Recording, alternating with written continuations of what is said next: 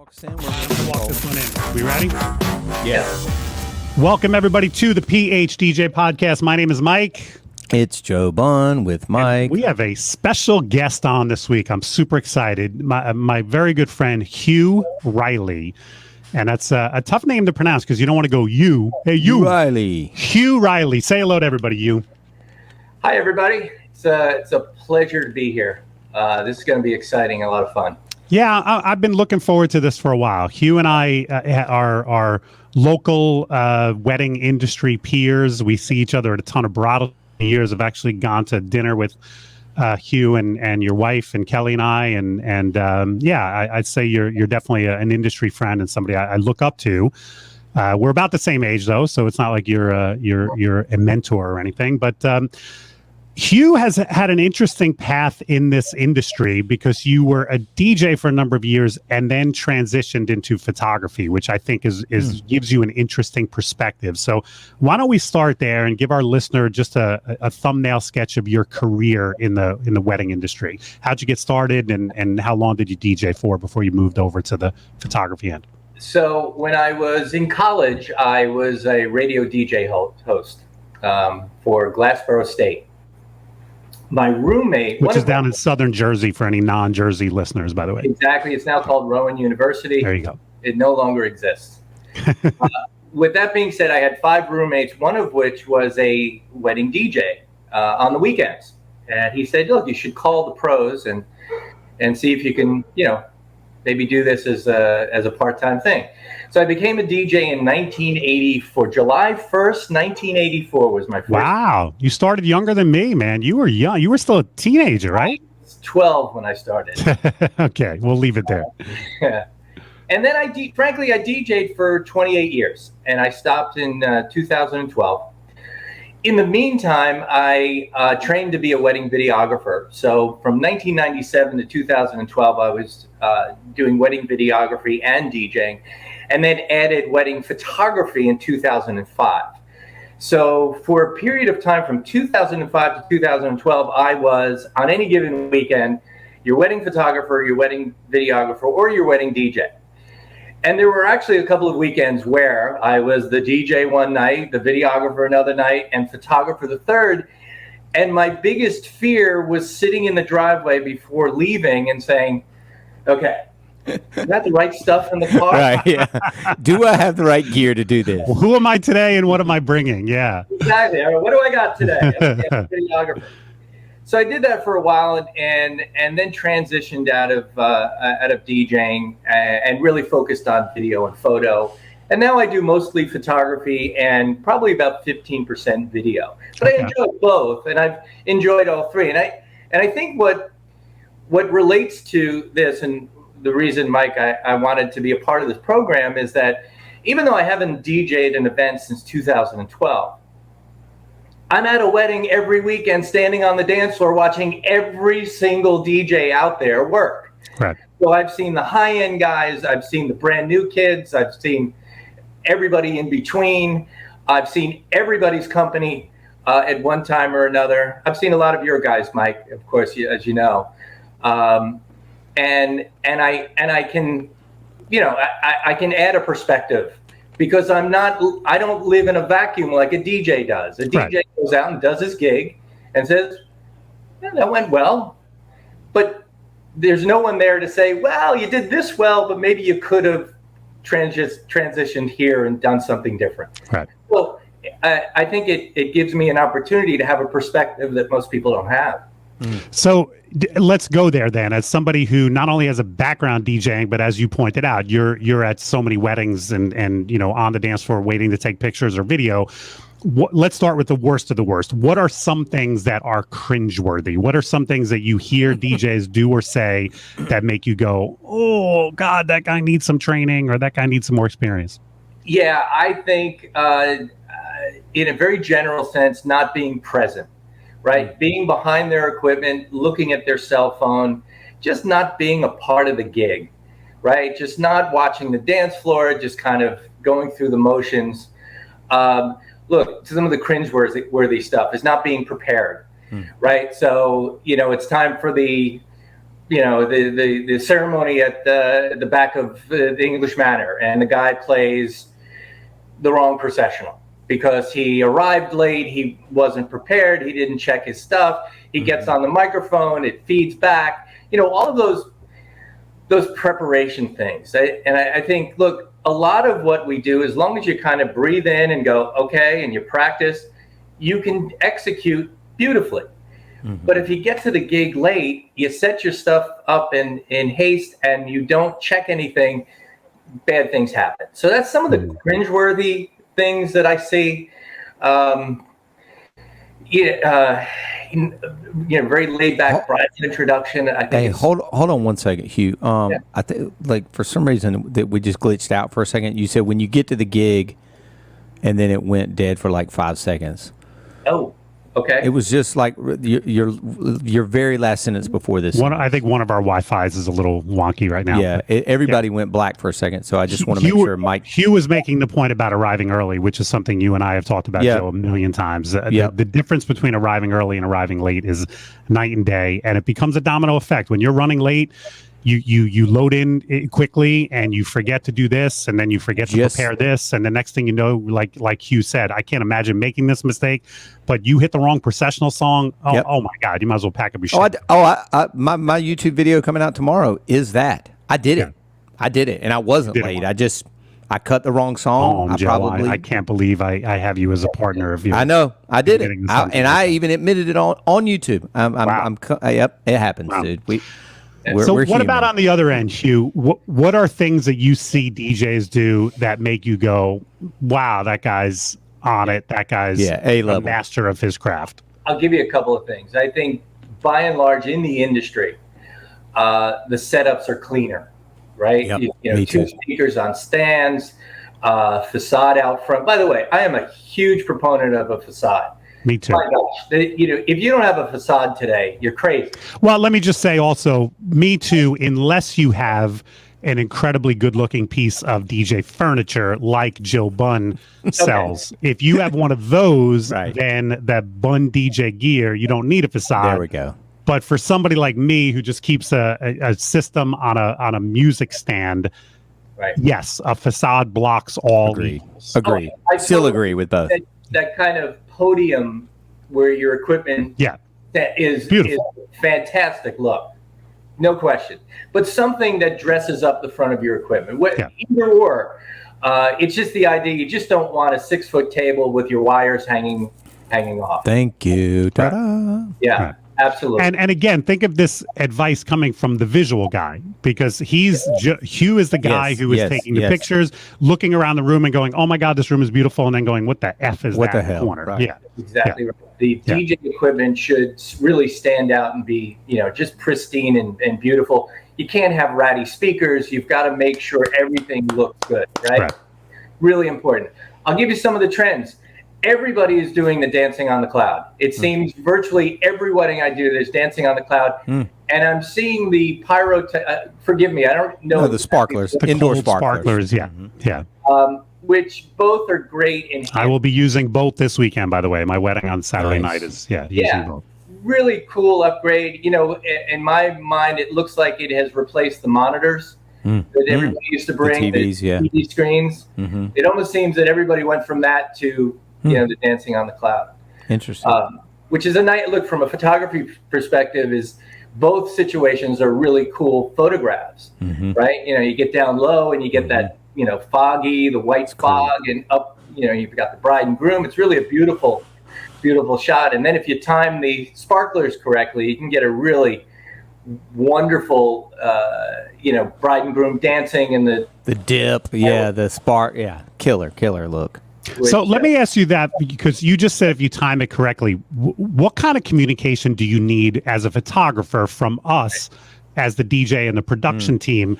Do we need to tell you, hey, Hugh, you need to be right here, or just knowing that we have the sparklers, is that enough for you? Yeah, I think that is so crucial. I turn to the guy who has the button for the yeah. Right. the button. Right. guy. Yeah. It's the button. Yeah. I'm not sure what else the guy does, but he's got the button. He's got the button. It's like the photography guy. I always wanted to be the one who just held the light on the stick. Like that seemed like the easiest job in the world. Just hold the flash on the stick, and that seemed like a no pressure kind of job. So yeah, the guy with the button and he's key. I mean, he's gonna set those sparklers off, and you need to know when, right? That's exactly right. So I usually turn to that guy and say, when's it going off? Yeah. Right. It's going to be at the end of the song. Look, I assume, and again, I'm talking about the first dance. Sure. I've seen where the bride and groom come down the steps and then the sparklers go off. And that's cool. Through. Yeah. Looks really cool. And also, it's at the end of the first dance. Bride and groom dip. That's typically when we use them. Yeah. Right. That's the shot. I need to be positioned just right, so I make sure I understand when the guy is going to hit that button. Right. Because that's huge for me. That's a really nice shot that can come out of that. And remember, I mean, you get into a whole bunch of technical things, but it's not an easy shot to get because those sparklers are really bright, and I'm trying to expose the bride and groom, and you've got the sparklers, so you got to be ready for it. It's Right. not something you just kind of click and you're done. And if any of our listeners are bringing this stuff out and selling it to their clients and not realizing how important it is to keep the photographer and the videographer in the loop, you're missing out because one of the reasons why the couple bought this stuff is not just for in the moment, but for the photos and video that they're going to get after the moment. I could not agree more. Yeah. And if you want to look at it selfishly, the better the photo and video, the better it sells your product. You wind up, if the photographer winds up with a great shot of the dancing on the clouds, people are going to say to that bride, "Oh my God, who did that for you?" And she's going to say Lead Entertainment. So it is a win-win all around to keep the team of vendors informed about everything you're doing. Yesterday, I was advancing my show for next weekend. I mean, we go through is this how you say your last name? Is this still the first dance? And we get to the end. I go, "Do you have any more questions?" She goes, "Are you bringing those vertical tube-looking things?" And I go, "Well, I was going to bring the movers because you didn't pay for that upgrade." And she goes, "No, not the movers. Bring the tubes. I'll pay." Wow. And then I go, "Okay, anything else?" She goes, "I have to have the Canon, the CO2 Canon. I saw that on your Instagram. Are you bringing it?" I was like, "Well, it's not on the contract. Add it to the contract." And I'm like, and it was literally strictly based off social media. Some posts that I got from some pro like Hugh Riley, and I posted them, and I don't even, I wasn't even using it as a sales tool. Like, I love my job. Like, how killer is this picture of me like egging on this guy firing off this cannon? And I mean, she added them both right there on the spot, 10 days before the wedding. Right. And by the way, don't be afraid to ask the photographer if he or she can send that photograph to you. I will wear you out. I think, as a wedding DJ, if you have the opportunity to, grab a great shot from a photographer and use it on the website, why not? And I think most photographers, in my experience, most photographers say, "Sure, I'll send you over. Give me your email. I'll send you something." Right. Some might, but I don't believe in that kind of. If somebody wants a shot, I'm going to send it to them. Yeah, especially if they're going to credit you. I mean, that's absolutely credit Hugh.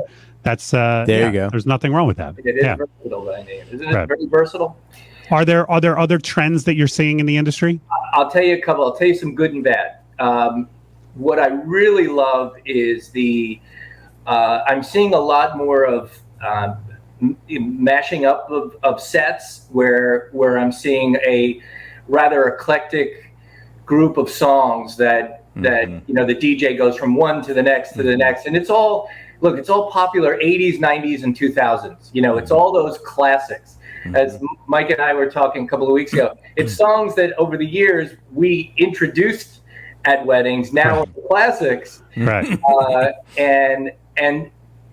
And the energy on the dance floor when somebody is able to mix music that quickly, go from maybe verse to chorus and a little bit more, and then zip into the next one, is really there's a very high energy level to that, and I think that's a trend I'm seeing. Most guys, or at least I would say most guys can't do that, they mix. Everybody mixes today. Thank God everybody mixes today. Well, the technology, Hugh, has gotten, I mean, anyone who's not mixing is just not paying attention because the technology has made it so much easier. Facts. Yeah. And so I think that's a trend that I'm seeing that I think, really brings that dance set to a new level. I'll give you kind of more of a negative, and maybe as an old school guy, I see a lot of DJs introduce the bridal party and the parents by their first names and never take on the challenge. And it really can be, and I understand exactly why DJs use just first names. And I completely get it. But I always thought part of the challenge of doing the bridal introduction was writing out everybody's last name phonetically and nailing it, right? And having that person go over to me and say, Hugh, I've been to 10 weddings. Everybody's butchered my name, right. except for you. Well, I'll give you two perspectives on that from a DJ's point of view. A lot of clients are now asking for that. Yeah. A number of clients are saying, yeah, we want it more casual, just first names. Correct. But I will also say this. I know a number of our clients say, well, which do you think we should do? Correct. And that's where the DJ can guide the conversation. I think a lot of people are in our industry, if they're given that choice, will say, let's just go with first names. It's, it's more casual. It's more... But if I'm asked that question, I often say, listen, let's use full names because I, like you, Hugh, I prefer the challenge of the full names and nailing them and then getting that sense of satisfaction afterwards. I think at the very least, give the last names of the parents. Give them that respect. And here again, now I'm just going to give you devil's advocate in my perspective. I think a lot of couples say just first names because they're dealing with divorced parents and they don't want to get involved with, oh, my mom got divorced, but she kept her name, but she's so I think that's why, again, some clients just choose to simplify it. But I totally agree with you. When given the choice, I would rather use full names. Yeah. I'll be honest, it's different every single weekend now for me, Hugh. Yeah. I mean, some people, this Saturday, couple only, Mr. and Mrs. Hatchell. The weekend before will be entire bridal party, last names of everybody, including the flower girl, ring bearer, ushers. Every single weekend is different. And that probably is why I still do this, probably why Mike still does it. Everything from the music to the introductions to the schedule. It is so different every single weekend. And sometimes I give them the choice. Do you want to use first names only? Again, is it kind of a cheater for the DJ? Sure. Is Susie and Stan a lot easier than, Susie Kalizkopowski and Stan Brzezinski or something? Absolutely. So it's a little bit of a cheater, but I agree with you. When you nail it, especially hard names, and you've written them out phonetically and you've worked with the bride and groom and you've gone out there and even lined them up, said it to their face, report back to your booth and start running those names and you nail it. It's a good feeling, great start to the night. And that one groomsman that's been to 10 weddings or in 10 weddings and gotten absolutely slaughtered looks at you and thumbs up. You're like, yeah. I'm the while guy. we're talking about names, Hugh, do you know this? Do you notice at a gig if the DJ is only saying bride and groom all night long and not saying the first names of the couple? Is that something that pops onto your radar? All the time. Great. All the time. My DJ alarm, there's a little DJ alarm in my head. Exactly. Years that it goes bing, bing, bing. When I hear a DJ say, we'd like the bride and groom to come over, and I'm thinking, dude, everybody in this room knows them as Jim and Mary. Right. They don't know him as bride. What are you using bride and groom for? Why? Because it's a lazy thing. Lazy. Here's what I used to do. I used to take one of my business cards, flip it over, put the bride and groom's name on the card, stick it in front of my equipment. Yes. Look, I'm a guy. I'm going to forget names. So I put the name right in front of me, and I always said the bride and groom's name. And I always thought that was one of those little things that was so important that DJs were overlooking. Don't call them bride and groom. I have their Serato crate as Susie and Stan Smith. Yeah. I have the planner on my iPad. The file name is Susie and Stan Smith. On the top of the planner, again, Susie and Stan Smith. So I have it in 3 different places in my face at any given time. So even if I do, pull a Mike Walter and do 3 nights in a row, 4 nights in a row, like on that 4th night, I can still just right before I say it, I can glance over and go, "Yep, I'm still at Susan's." I had a Frank Sinatra impersonator at my wedding this past weekend, and I was working with one of my trainees. Yeah. And the Sinatra impersonator sounded good. You know, his voice was good and everything Sure. else. But in his banter in between songs, he said bride and groom a number of times. Hey, let's give it up for our bride and groom. And, you know, if you'd like to dance with our bride and groom.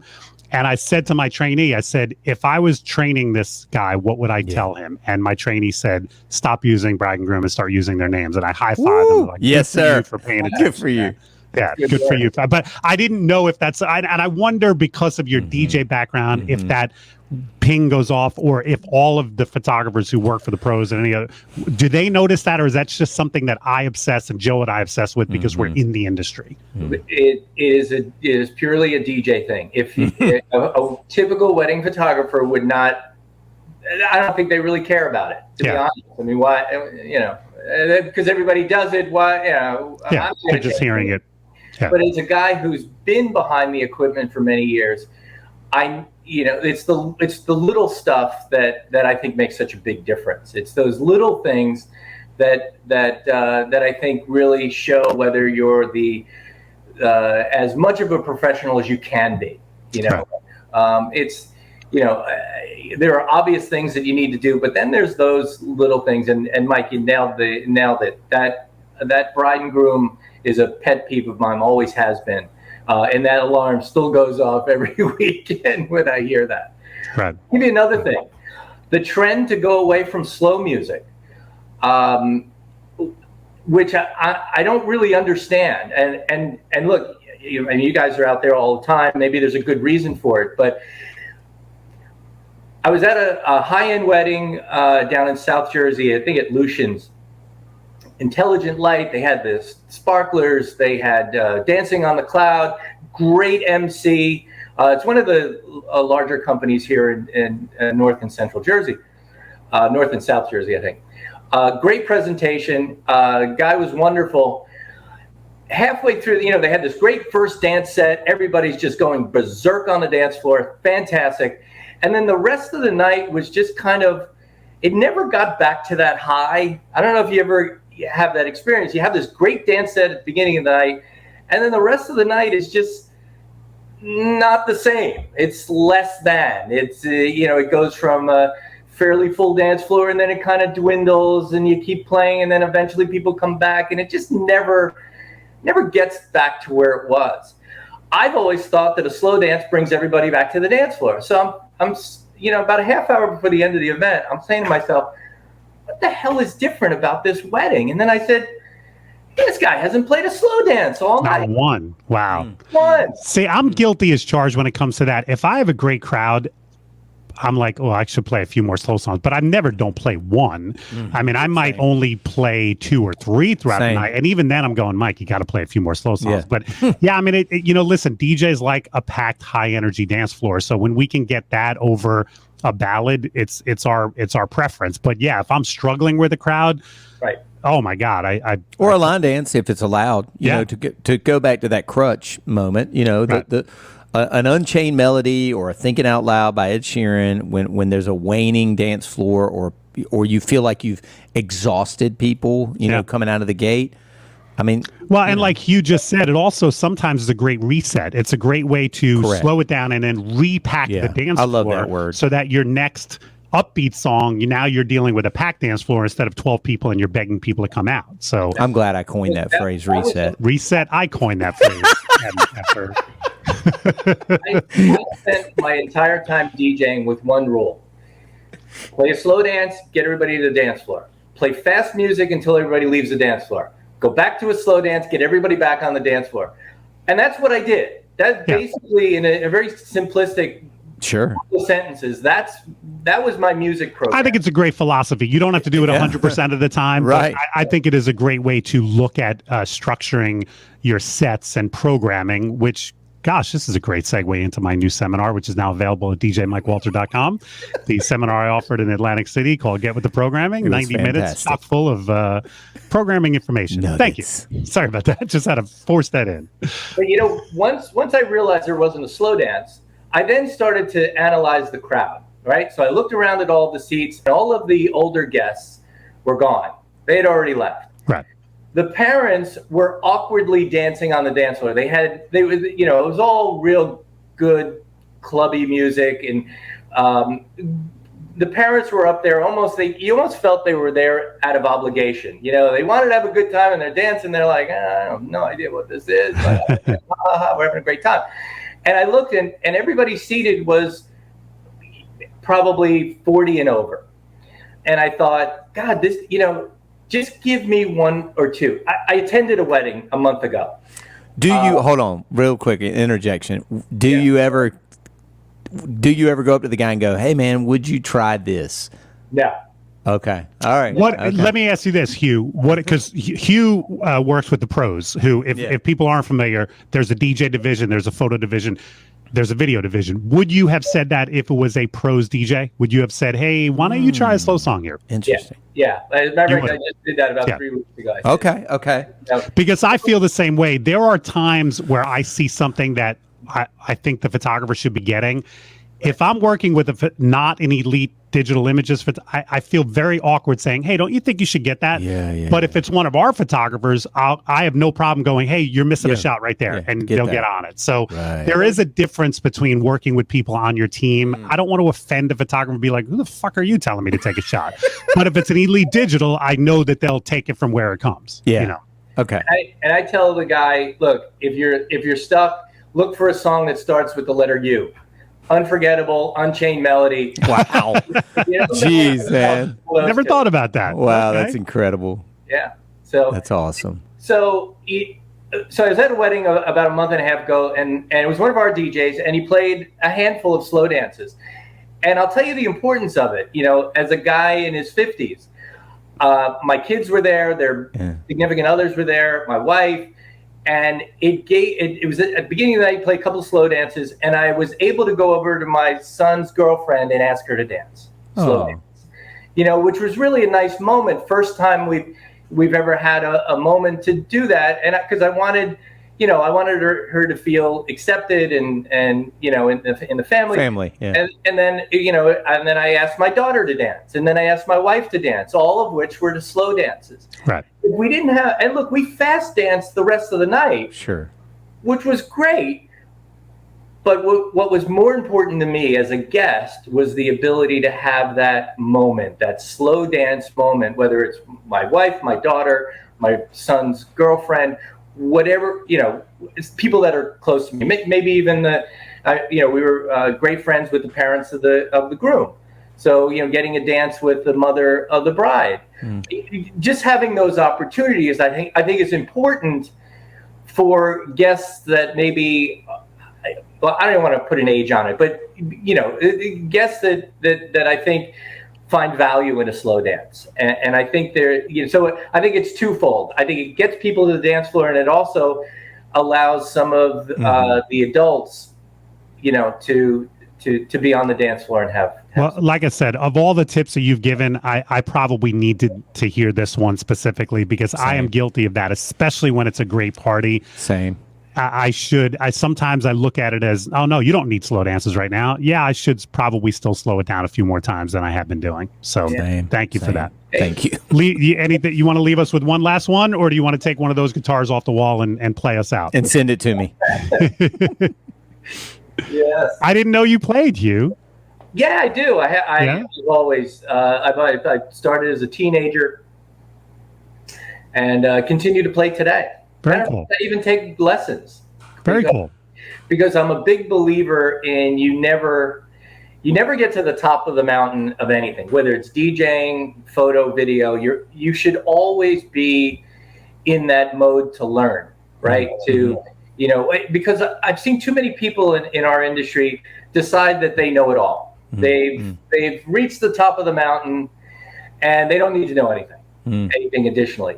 And frankly, those DJs would typically think they got to the mountain in the 90s, and by the 2000s, their gig sounded a lot like the 90s. Right. Not something new. If you played Girls Just Want to Have Fun to get the girls up for the garden bouquet, which is kind of cute, but it's kind of dated. People aren't really using that anymore. But a guy that kind of thinks he knows it all and just kind of goes into this whole shtick. rigid way of DJing that is something he's familiar with. Same every weekend. You've got to learn. You've got to, but you work in a vacuum. I understand that. So you don't know. But there are plenty of opportunities. There are DJ conventions. There are podcasts like this one, and I agree. I think that it becomes a curse for some people who go, well, I know it all. I don't need to learn. I'm not gonna add anything more to my show, and they just kind of stop there. Yeah, you're right. The guys that don't go to the DJ conventions, I find those to be incredibly. Or even worse, go and don't bother going to seminars. They go to party and they sleep all day long, and they're like, well, I attended the convention and I got nothing out of it. Yeah, because you didn't put any time into it. Yeah, agreed. Yeah. Mike, I sat in on one of your presentations, and I walked out of there saying, there was some really good information here. That available now at djmikewalter.com. But getting, just to put a cap on the communicating, what's really important for a photographer and videographer is first for the DJ to come over and, say hi, right? And then tell us the quick timeline. Okay, we're going to do the introductions, first dance, parent dances. We're going to have 3 toasts and a blessing. Yeah. Cool. When it's time for the cake cutting and garden bouquet, give us a heads up.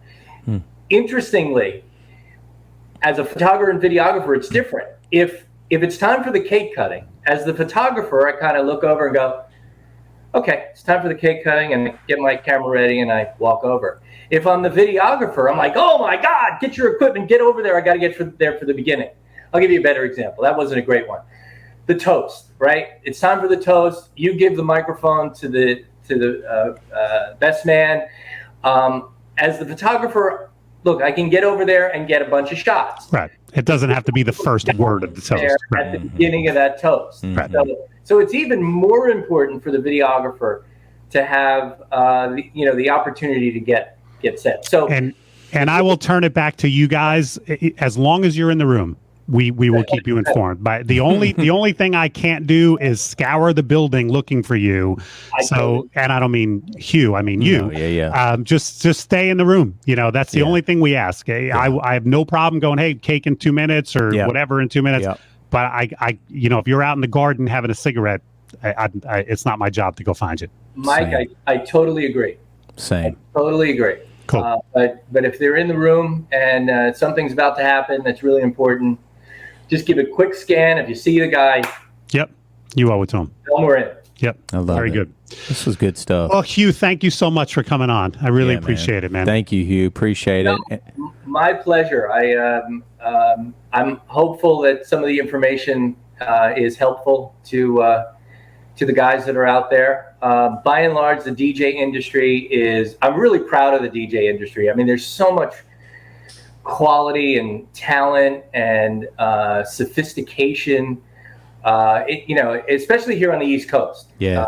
It's just fantastic. It really I think New Jersey is a very competitive market, and what happens in any competitive market is you hone your skills. It's survival. It's the Charles Darwin thing. Yeah. Survival of the fittest. And if you don't work on your game every week, and I think the same thing goes with photography, Hugh. I'm blown away by some of the photographers I work with, both on the elite staff and other photographers. The work that some of you are getting it's just it's artwork. It's amazing. There's been a huge jump in quality once we went from film to digital, and then the digital cameras became much better than the film cameras, in my opinion. Some people say no, and just the amount of talent that came into the wedding industry because it went digital changed that as well. The wedding photography, and don't leave out videography. Videography's really had a huge jump in quality with the DSLR and the glide cams and the editing. It's just all 3 services are just at a higher level today than they've ever been. It's really great to see. Couldn't agree more. Good. Yeah. Well, thank you guys.